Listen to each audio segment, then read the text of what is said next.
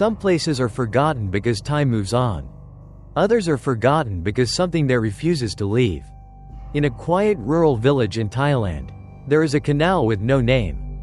A place where the water remembers what people chose to forget. This is The Woman by the Canal. A true-style ghost story whispered across generations.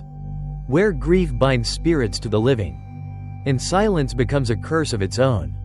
Listen carefully, because not every voice that calls your name belongs to the living. Chapter 1. The Canal with No Name. On the western edge of Suphanburi province, where rice fields stretch endlessly toward the horizon and the sun always seems to set more slowly than elsewhere, there is a narrow canal cutting through the village of Ban Nong Kham. The canal has existed for as long as anyone can remember, so long that no one recalls when it was first dug, or for what purpose. The strangest thing is that the canal has no name. Not because people forgot to name it, but because no one dares to. Old maps show only a thin line of water, like a blade slicing through the fields, yet the space where its name should be is always left blank.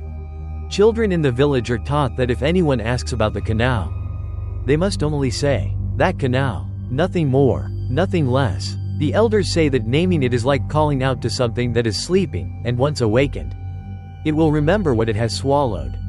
By day, the canal appears harmless. The water flows slowly, murky with silt, its banks lined with tall reeds rising higher than a man's head. But when evening falls, the air around it changes. Birds vanish earlier than usual. The wind moves freely across the rice fields, yet always dies just before reaching the water.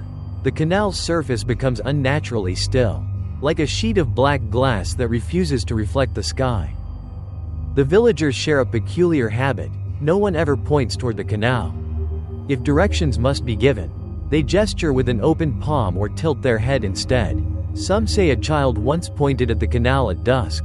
That night, the child fell into a fever, whispering apologies to someone no one else could see. When darkness settles, the dirt path running alongside the canal becomes a place no one wishes to pass. Oil lamps in nearby houses are lit earlier, windows tightly shut, not because of thieves, but because of the fear of seeing someone standing outside. People say that on moonless nights, if you stand by the canal long enough, you will feel as though something beneath the water is staring up at you. Not with eyes, but with a heavy, chilling awareness that makes the skin on your neck prickle. And it is from this nameless canal that all the stories begin. Chapter 2. The Woman by the Water's Edge. No one knows exactly when she was first seen. People only remember that on a drizzling afternoon, beneath a sky heavy with gray clouds, a man cutting grass along the canal suddenly stopped. He stood there for a long time, unmoving, as if something had seized his gaze. When he finally returned to the village, his face was pale, his hands trembling, his mouth repeating only one sentence. There was someone standing there. A woman stood at the edge of the canal. She wore an old white dress, thin and clinging to her body from the rain. The fabric was not dirty, yet it looked as though it had been soaked for a very long time, carrying the damp, sour smell of mud and reeds. Her hair was long, heavy, and black, covering most of her face. She carried no umbrella. She did not flinch from the rain. She simply stood there, her back turned toward the village, staring down into the dark water. What frightened people was not her appearance, but her stillness. She did not move. She did not turn her head. She did not walk away. She stood as though she were part of the landscape itself, something that had always been there, unseen only because no one had dared to look directly. Another woman claimed she saw her at dusk. She swore that even when the wind bent the reeds flat against the ground, the hem of the woman's dress did not stir, and her shadow did not fall upon the earth. That night, the rain faded. People assumed the woman had gone. But the next morning, as the sun rose, wet footprints appeared in the soft mud near the canal's edge. Small, slender footprints that ran along the waterline, and then stopped abruptly. There were no turning marks. No steps leading away. As if the owner of those footprints had stepped straight into the canal. From that day on, the woman began to appear more often, not always clearly. Sometimes she was only a pale shape drifting through the morning mist. Sometimes she was nothing more than the sensation of someone standing just behind you while walking past the water. Some heard soft breathing close to their ear, even when no one was there. No one dared approach her. No one dared speak to her. And most importantly, no one dared look at her face for too long. Because those who had all said the same thing. When her hair shifted slightly aside, what lay beneath was not the face of the living. And since her appearance, the canal itself began to flow more slowly, as if it were holding something back, or waiting for someone else to join it. Chapter 3. The Old Monk's Warning. After the sightings of the woman by the canal, the village of Ban Nong Kham no longer slept peacefully. By day, life continued as usual, but when the sun began to sink, the entire village seemed to hold its breath. Doors closed earlier. Children were forbidden to wander outside after dusk. No one said it aloud, yet everyone understood that something had awakened. At last, the villagers went to the old temple at the edge of the village. The temple was small, its roof darkened by age, standing apart beneath tall solid trees. Its abbot was an elderly monk who had lived there for over 40 years. People called him Luang Ta, not for his rank, but because he knew many things that ordinary people preferred not to know. When the villagers spoke of the woman in the white dress, the old monk showed no surprise. He sat in silence for a long time, his eyes half closed, as if listening to something that made no sound. Then he slowly set down his teacup and spoke in a dry, heavy voice. "Did any of you call out to her?" The hall fell silent. No one answered, only the sound of wind passing through dry leaves. "Then you are still fortunate," he said, "but now that you have seen her, this can no longer be treated as if it never happened." One man gathered the courage to ask, "Venerable sir, what kind of spirit is she?" The old monk opened his eyes. His gaze did not rest on those before him, but seemed to pass through them, toward the nameless canal. "She is no longer human," he said. "She is a spirit who died unjustly in water. Here, we call such a ghost Phai Tai Nam." He explained that spirits who die with deep resentment, especially women who suffer unjust deaths, often cannot pass on. Water binds them, night feeds their bitterness, and when enough time passes, they begin to search for a replacement. "She does not stand there to frighten you," the monk said softly. "She stands there to wait." "Wait for whom?" someone asked, their voice shaking. The monk shook his head. "Even she may no longer remember. She only knows that if someone answers her call, or shows her pity, she will believe that person is the one she has been waiting for." A woman broke down in tears, confessing that she had heard a woman sobbing by the canal the night before, the voice sounding exactly like a deceased relative. The monk immediately raised his voice. "Do not listen, do not answer, and never go looking." He warned them that from now on, when passing the canal, they must not call out to one another. They must not point, they must not stare. If they heard their name being called, they were to pretend they heard nothing, even if the voice was painfully familiar.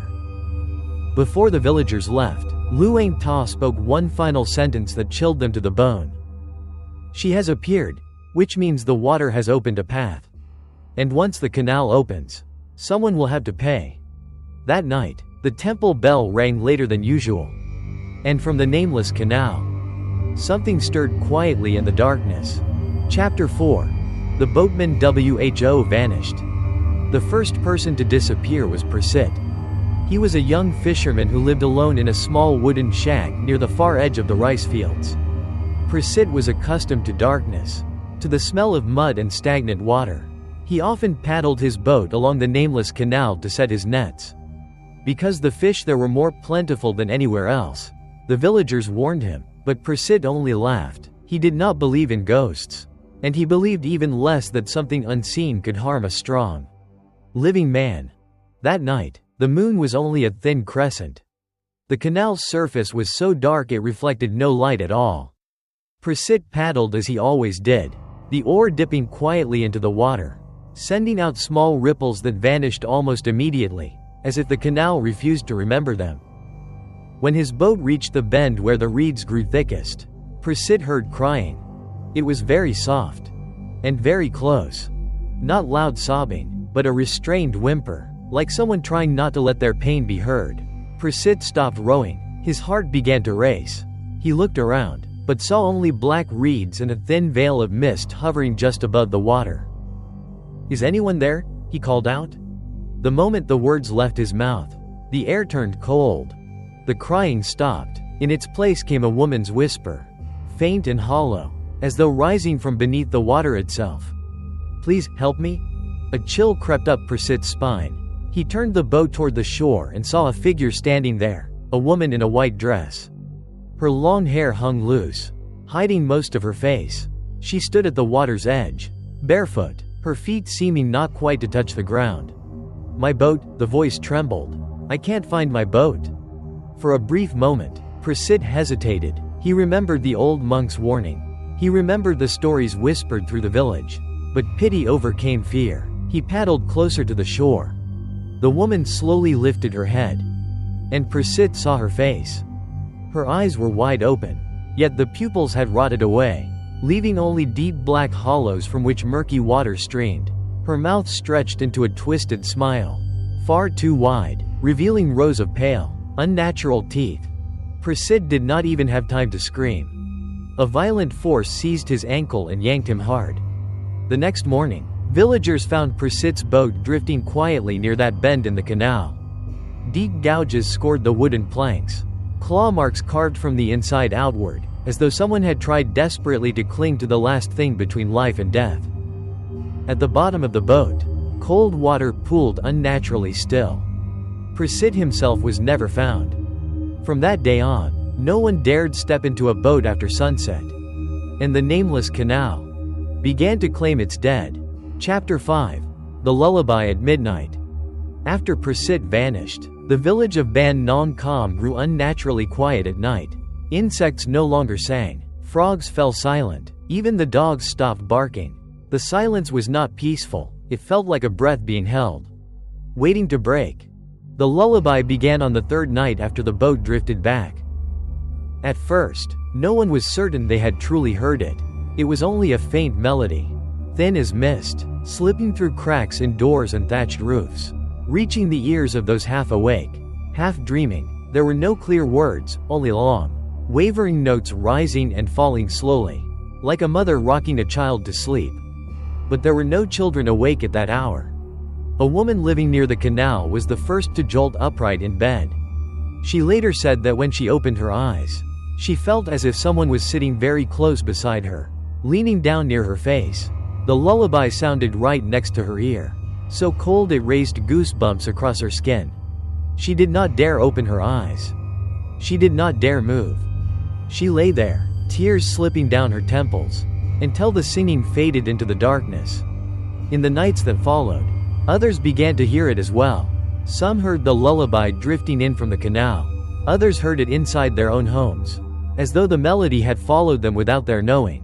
What terrified them most was that each person heard a different, familiar tune. Some said it was the song their mother used to sing when they were children. Others said it was a melody they had never heard before, yet it tightened their chest with the ache of a long-forgotten memory. From the night the lullaby appeared, the villagers' dreams began to change. They dreamed of standing beside the canal in darkness. The water lay perfectly still. Then, from beneath the surface, long strands of hair slowly rose and wrapped around their ankles. In the dream, they did not feel fear, only sadness. A deep, heavy sorrow, as if someone were pouring their grief directly into the dreamer's heart. Many awoke to find bruises on their wrists or ankles, even though they swore they had not hurt themselves. The old monk said that when an unjust spirit begins to sing a lullaby, it means she is drawing the living closer, not through violence, but through familiarity, through the feeling of being needed. Do not listen, he warned, because once you hear the words clearly, you will want to step outside.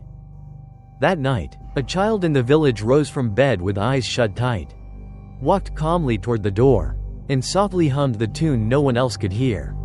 If the mother had not pulled the child back in time, the canal would have claimed another name. Chapter 6. The Secret from 20 years ago. 20 years earlier, the nameless canal did not yet carry the same dark presence it does now. In those days, the water was clearer, the reeds less dense, and the villagers of Ban Nong Kham still passed along its banks without lowering their eyes. Everything began with a young woman named Mally. Mally was not originally from the village. She arrived with her family after a great flood drove them from their home elsewhere.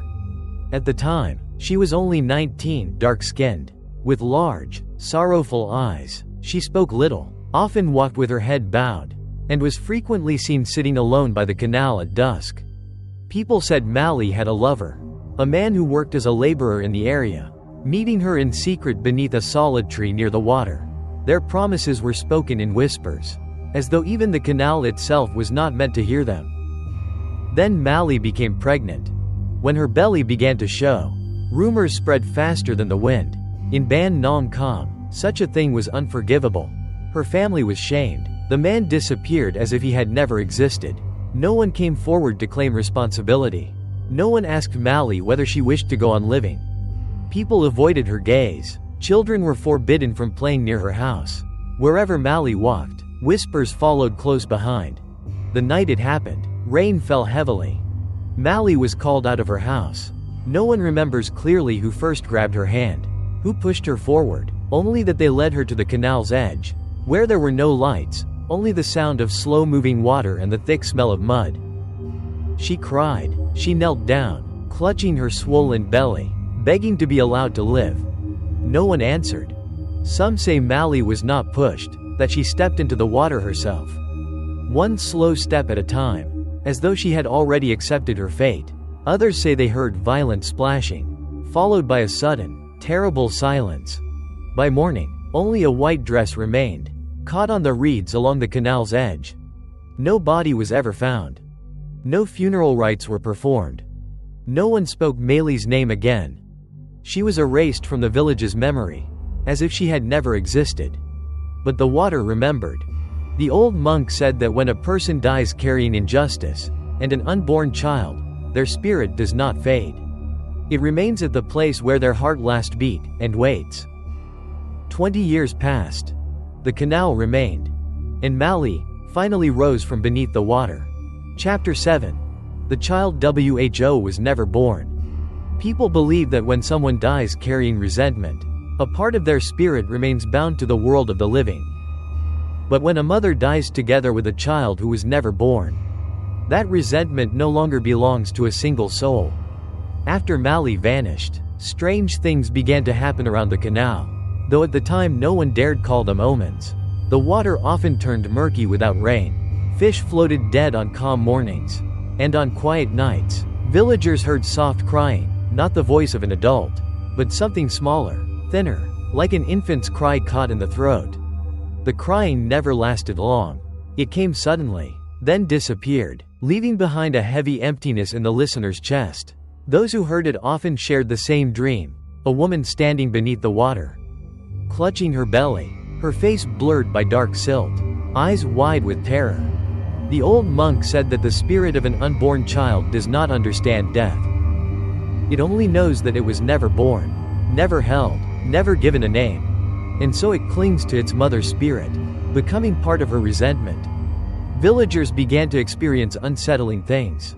Pregnant women passing near the canal felt sudden pain in their wombs, as if something inside were being pulled. Some heard whispers close to their ears. "Let me borrow your child?" An elderly midwife once told of a dream in which Mally stood beside her bed, holding a baby with no face. The baby turned toward her and let out a hoarse, gurgling cry, like water flooding a throat. The next morning, the midwife refused to assist in any births near the canal. According to old beliefs, the spirit of a child who dies unjustly will try to exchange places. It seeks a living body to complete what it never could, and the mother, unable to abandon her child, becomes the one who leads the way. That is why, when the female ghost began to sing lullabies, it was not only Mally calling. It was also a mother soothing the child who was never born. From that moment on, the nameless canal no longer held just one spirit. It held two cries. And over time, that resentment grew strong enough to find its way onto land. Chapter 8.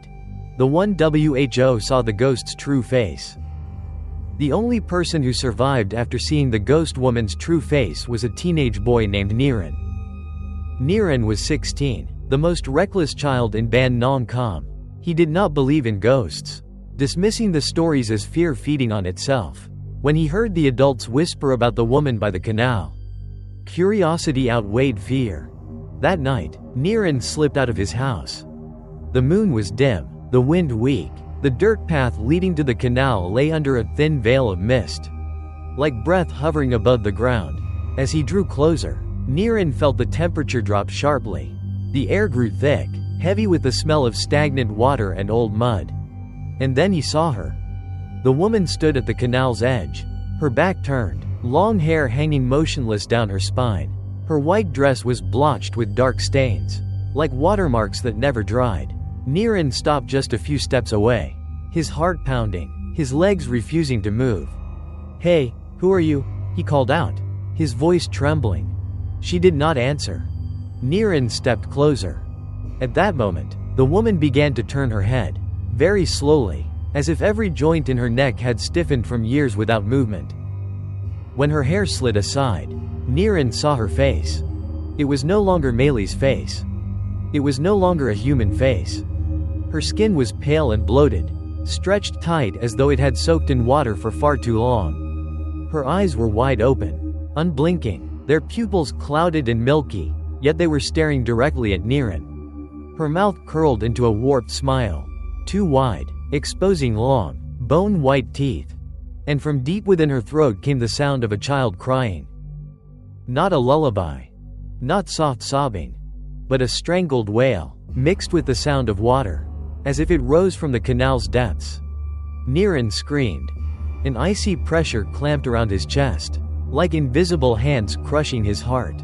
He turned and ran, but each step felt heavy, as though mud were gripping his ankles. Behind him came the violent splash of water, and a whisper brushing against his ear. "Where is my child?" Niren collapsed at his house gate. When the adults found him, his body was curled inward like a fevered child's, eyes wide open, lips repeating words no one could understand. He lived. But from that night on, Niren's hair turned completely white within days. He could no longer go near water. Whenever he heard a child crying, he clutched his head and screamed as though losing his mind. And sometimes, deep in the night, Niren would whisper that he could still see a woman standing in the darkness, watching him with eyes that never closed. Chapter 9. Talismans and Blood. After Niren lost his sanity, the villagers of Ban Nong Kham no longer doubted what they were facing. The woman by the canal was no longer a rumor, no longer a fear fed by whispers. She had touched the living. She had left marks on flesh and mind alike. And when people run out of all other choices, they turn to rituals. A spirit medium was summoned from a distant district, a middle-aged man known for dealing with places where water refuses to stay still. He arrived in the late afternoon, carrying a heavy cloth bag that reeked of incense and decay. Inside were paper talismans, animal bones, rusted nails, and small glass vials filled with dark liquid. The moment he stepped onto the canal bank, he froze. He stood there for a long time, staring into the unnaturally still water, before slowly shaking his head. There is more than one spirit here. The villagers felt the blood drain from their faces. The ritual was prepared that very night. Paper talismans were planted along the canal's edge, each one inscribed with ancient symbols in red ink. The medium sliced open his own palm, letting blood drip onto every talisman as he muttered incantations no one understood. The sharp scent of blood mixed with incense, thick and suffocating. When the chanting began, wind rose from nowhere. Reeds bent low as if pressed by unseen hands. The canal's surface trembled, then began to swirl slowly, as though something beneath it was waking. The medium shouted, commanding the spirit to reveal itself, to leave this place. He drove an iron spike into the mud at the water's edge, the final act meant to seal the canal. The instant the spike touched the water, a scream erupted. Not the scream of a woman, but the shrill, furious cry of a child. Every talisman burst into green flame. The fire gave off no heat, yet devoured the paper charms in seconds. The wind died at once. The water fell still again, as if nothing had happened. The medium collapsed to his knees, gasping, his eyes wide with terror. "It's no use," he whispered. "She doesn't want to leave, and she remembers now." That night, the medium refused to stay in the village. He was taken to rest in a small house near the temple. By morning, he was found drowned in a shallow clay basin in the center of the room. The water inside was cloudy and cold. Along the rim of the basin were small handprints, like those of a child, pressed desperately into the clay. There were no signs of struggle. No wounds. Only a half-burned talisman stuck to his chest, and the unmistakable chill of canal water clinging to the room. From that day on, no one spoke of sealing the canal again. Because they all understood. Whatever lived beneath the water did not want to be forgotten. Chapter 10. The woman WHO follows. After the night the spirit medium died, the villagers of Ban Nong Kham began to realize something far more terrifying. The ghost no longer remained by the canal. At first, it was only a vague sensation, like someone standing just behind you. Close enough for their presence to press against your back. Whenever people turned around, there was nothing there, no footsteps, no shadows, yet the feeling refused to fade. A woman who often walked the dirt road beside the canal said she constantly heard wet footsteps following her. The sound was faint but steady, keeping a careful distance, never close enough to touch, never far enough to escape. When she stopped, the footsteps stopped. When she walked again, they resumed. No one ever saw who was walking behind them, but everyone felt it. During the day, sunlight and voices dulled the fear, but as evening approached, the sensation grew heavier. People avoided walking alone. Familiar paths seemed longer, as though the land itself wished to delay them. Some villagers claimed that when they looked into puddles along the road, they saw an extra reflection standing behind them, a pale figure in a white dress, hair hanging low. The moment they spun around in panic, the reflection vanished, leaving their hearts hammering violently in their chests. The most frightening moments happened inside their own homes. An elderly woman who lived alone said that whenever she closed her door, she could hear soft breathing behind the curtain. Not hurried breathing, but slow and patient, like someone who had been standing there for a very long time. When she began chanting prayers, the breathing matched her rhythm, low, steady, listening. Some felt their hair tugged gently while bending down. Others woke in the night to find the edge of their bed sinking slightly, as if someone had just sat beside them. No one dared open their eyes to look. The old monk warned that once an unjust spirit has marked a living person, it follows like a shadow, not to kill immediately, but to remind them that it is still there, still watching, still waiting. Do not show fear, he said, but do not pretend you are unaware. That very night, a man felt the presence behind him grow unbearably close. He turned around. The next morning, he was found sitting motionless at the canal's edge, eyes wide open, lips moving as though whispering to someone only he could see. From that day on, the villagers understood. The ghost had left the water. Now, she walked among them. Chapter 11. The Calling of Names. The calling of names did not begin all at once. At first, it was only a faint sound, like someone mispronouncing your name in the wind, a broken whisper, stretching and fading before the listener could be certain they had truly heard anything. But soon, it became clear. The first to hear it was a middle-aged man named Somchai. One night, he woke feeling thirsty. As his feet touched the floor, a woman's voice whispered softly from behind the house. Somchai. The voice was so familiar that he thought it was his wife calling him. Without thinking, he answered, only a single, quiet word. Yes? The next morning, Somchai was found face down in the canal, his arms spread wide as if trying to embrace the water. His lips held a faint smile, peaceful in a way that chilled those who saw him. After that, other names began to be called. The ghost never shouted. She whispered. She called from very close, close enough for the chosen person to hear clearly, yet for no one else to notice. The voice was never the same. To each listener, it carried the tone of someone they had once loved, a mother, a wife, an older sister, or the voice they missed most in the world. The true danger did not lie in the first call. It lay in the second. The old monk warned that if you heard your name once, you must remain silent. If you heard it a second time, you must leave immediately, without turning around, because the third time, there would be no way back. A young woman confessed that she heard her name whispered from inside the bathroom while she was alone. The voice came from just behind her, so close she felt cold breath brush her neck. She bit her lip, said nothing, closed her eyes, and chanted prayers until the voice faded. She survived. But not everyone was strong enough. Some answered because they thought they were dreaming. Some replied because they believed a loved one was calling. Some spoke simply because they were used to hearing their name at night. Those people did not vanish right away. They became distant. Their eyes grew empty. They stood staring toward the canal for long stretches of time. And one night, they would leave their homes, as if someone were gently leading them away. No one heard screams. No one saw struggle. Only the water, at dawn, quietly returned their bodies, faces calm, as though they had finally found where they belonged. The old monk spoke one final truth that plunged the village into despair. She knows everyone's name now.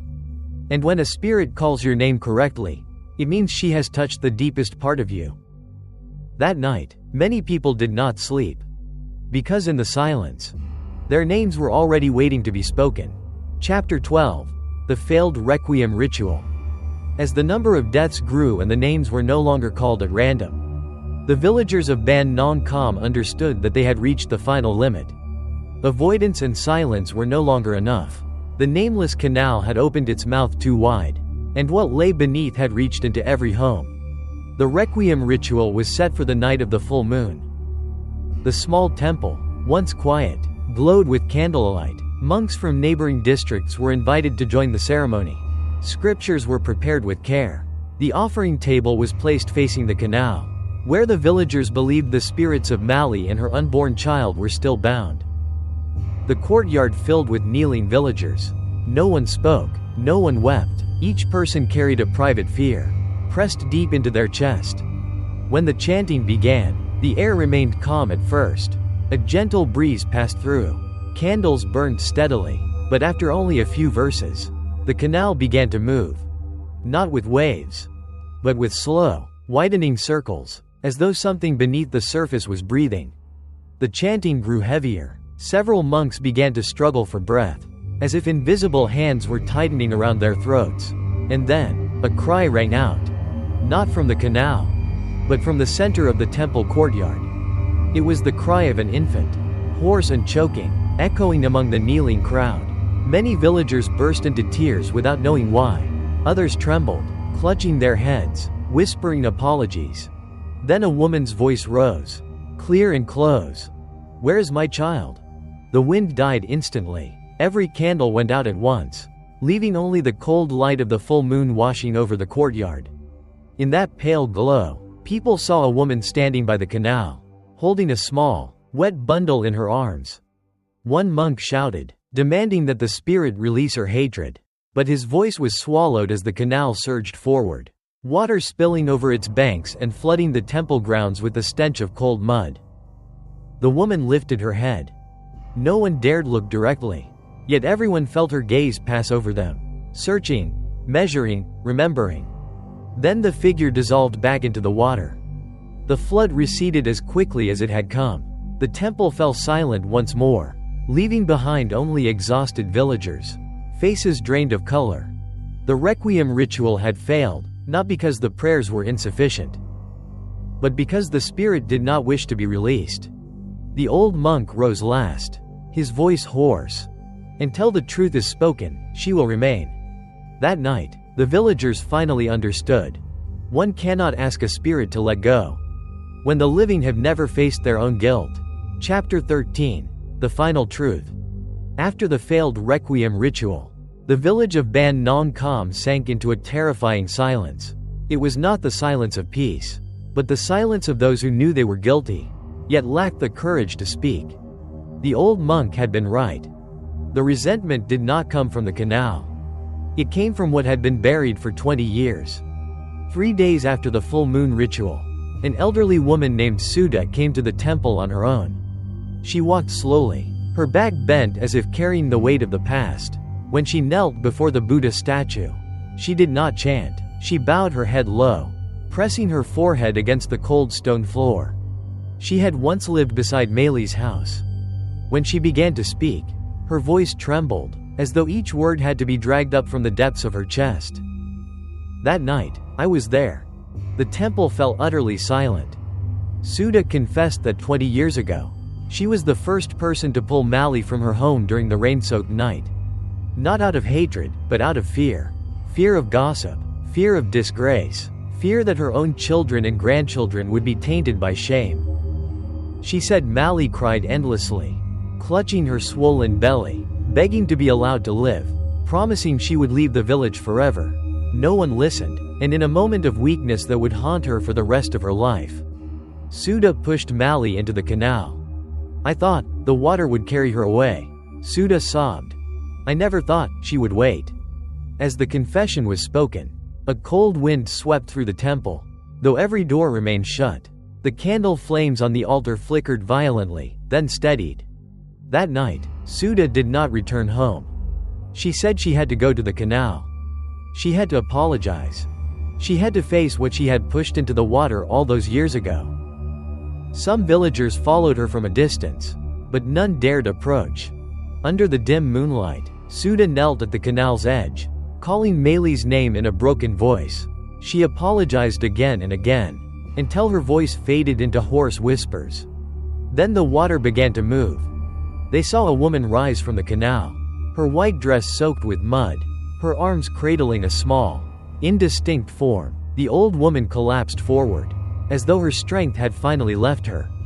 By morning, Suda was gone. All that remained were small, wet footprints, leading from the canal's edge into the dark center of the water. And from that day on, the canal began to fall silent once more. Chapter 14. The Blood-Red Canal. After the night Suda vanished, the calling of names ceased. The village of Ban Nong Kham slipped into a strange stillness. Like the calm after a violent storm, everything remained in place. Yet nothing felt the same. Each morning, people awoke with a heavy weight in their chests, as if something precious had been lost without anyone knowing how to name it. On the third day, the canal changed color. Not all at once. At first, faint red streaks appeared, thin as threads, spreading from the center of the water and dissolving into the silt. By midday, the entire canal had taken on a dark crimson hue, like blood diluted in water, flowing quietly between the reeds. There were no bodies, no stench of decay, only the color, enough to keep everyone away.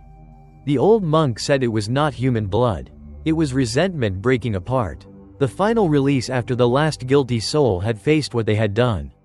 But he also warned that when resentment fades, it does not vanish immediately.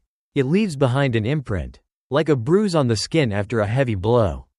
For 3 days while the canal ran red, no one died. But many people dreamed.